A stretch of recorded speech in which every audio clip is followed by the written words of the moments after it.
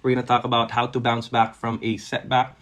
At minsan, di ba, may mga pinagdadaanan tayo sa ating buhay na we could call a setback. We could call a something that has put us back from our goals. Yung tayo ay hindi nakapag-move forward as much as we wanted to move forward, and that setback has happened to our lives. Let's identify first what a setback is. A setback is yung hindi mo ini-expect na pangyayari na dun sa buhay mo. Yung isang happening na parang wala sa plano, no? Hindi natuloy, hindi nag-push through, hindi nag-fly, hindi siya according to how you envisioned it, hindi siya yung tipong what you had in mind, di ba? So, when these things happen, no, we go through a setback. Yung hindi mo nakuha ang trabahong gusto mo, hindi mo nakuha yung negosyo na or success sa negosyo mo because of some certain things that happened in your life. Ayan. So, nagkakaroon tayo ng setbacks in our lives. And usually, pag hindi tayo naka-recover sa isang setback, that's gonna be hard on us. It's gonna be hard to be able to move forward with it. Or we just simply would quit, no, if hindi tayo naka-recover sa isang setback. So, how do we do that? How do we get back from a setback? How do we bounce back from a setback that happens in our lives? All right. So, yun po, no? Yun po yung ating pag-uusapan ngayon. So, I'm suggesting like 4 ways to be able to bounce back from a setback. And these 4 ways start with the letter GR, no? GR ang simula ng 4 na bagay na to. And baka makatulong siya or tong 4 na to when you encounter a setback in your life. Ayan po. So the first way to really recover or to bounce back from a setback is to grieve. Mahalaga po yun, no? Na matuto tayong umiyak. Ayan. I'm sure you've cried at one point in your life. And if you can recall, dahil iniyakan mo isang bagay, it was easier for you to move forward. Pero pag hindi natin iniyakan ang isang bagay, pag hindi tayo marunong mag-grieve, ang hirap. No? Ang hirap mag-bounce back.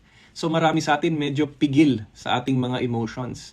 Especially for us guys, it's hard to somehow accept certain failures. Kaya hindi namin pinapakita kung kami ay nasasaktan. Hindi namin pinapakita kung kami ay nahihirapan madalas, no?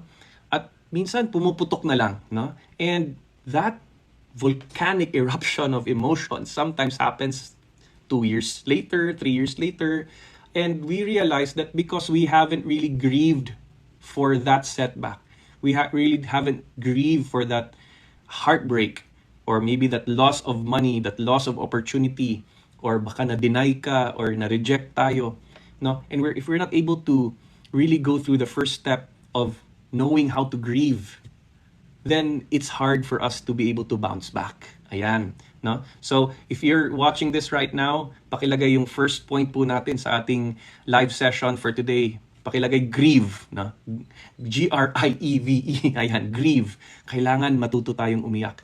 Sino dito ang umiyak na? Ayan, no? Pakilagay ng yung crying emoji kung sino ang grieving right now. Maybe you're going through something, maybe you are having this difficulty to accept a certain thing that happened in your life. You lost someone, you failed in something. Ayan, parang ang hirap bumangon ulit. No? Ang hirap bumangon ulit. So, that is the first point that I wanted to really share with you. Of course, there are times na masyado namang mahaba yung grieving, 'di ba? Di naman maganda din 'yon na we're not able to stop crying, 'di ba? So, kailangan, pero necessary, you know? That's why we are given that gift of crying, that gift of cleansing our emotions through crying. It's important that we're able to acknowledge when there's a setback that happens in our lives, when there's a heartbreak, when there's a rejection, a denial.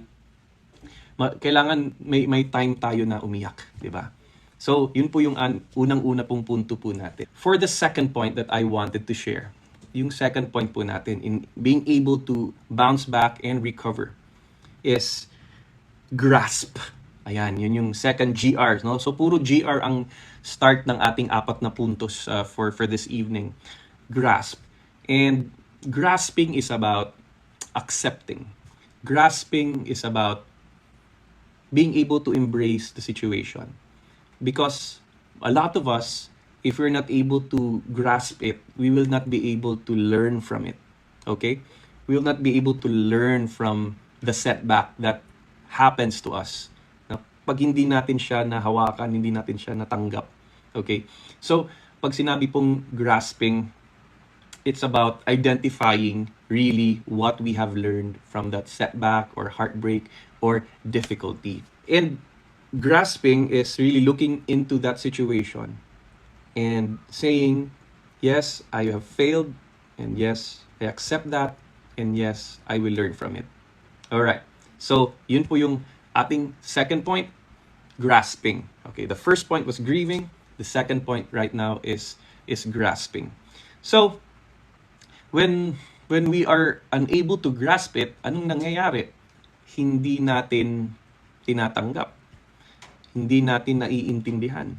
Hindi natin gustong intindihin. We want to not ever talk about it. We don't ever want to think about it anymore. And it's harder to recover, it's harder to bounce back when we're not able to grasp the situation, when we're not able to grasp what has happened to us. All right. So that's the second point.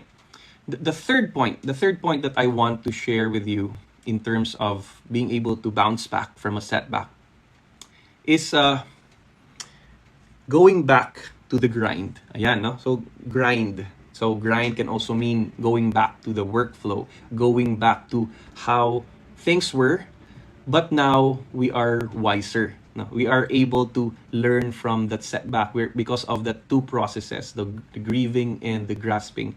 And now, how do we apply the things that we have actually grasped? Ayan, no? So, yun na yun po yung grinding. Yun na po yung getting back to our workflow, getting back to our lives, getting back to hustling, getting back and picking up the pieces one by one. Yung mahirap siyang gawin, no? Na something happened, something failed, then we are now picking up the pieces. No? Unti-unti na natin siyang nire-reconstruct ang ating buhay, nire-reconstruct ang ating sarili, but this time, being wiser, no? Able to being able to do these things, no? that we have grasped and grieved over. So that's the third point. No, grind, no? Balik tayo sa work, balik tayo dun sa ating dati at but this time, kahit it's harder, but we just have to start going back to that flow once again. All right. So that's the third part. Now the fourth part or the fourth point na gusto kong i-share is grow. Now, being able to grow. So, growing means that not lang waiting for us to grow. It's about being deliberate kung ano yung path for growth natin. No, being able to become deliberate in terms of making a path that would help us ascend to our goals. No, so yes, the topic is about how to bounce back from a setback, and we would realize na yung setback has a purpose. Yung setback na yan, meron siyang effect, and it can either destroy us or build us to become stronger. Ayan na. So, the decision to grow is crucial. The decision to grow is important so that we'll be able to bounce back. So, don't just wait for growth to happen. Plan your growth. Now stronger, now wiser, being able to grieve, grasp, grind, and now be able to grow. Okay? So, yun po yung apat na gusto kong i-share with you guys. So, I hope whoever is watching this or whoever's watching this on a replay, kahit hindi na live, that we'll be able to go through those four things para makapag-bounce back po tayo. Okay, so again, to be able to bounce back from a setback, grieve, learn to cry, grasp, be able to understand and accept it, grind, go back to your work, go back to your flow, and lastly, being able to really grow. All right. All right, all right. That's it. That's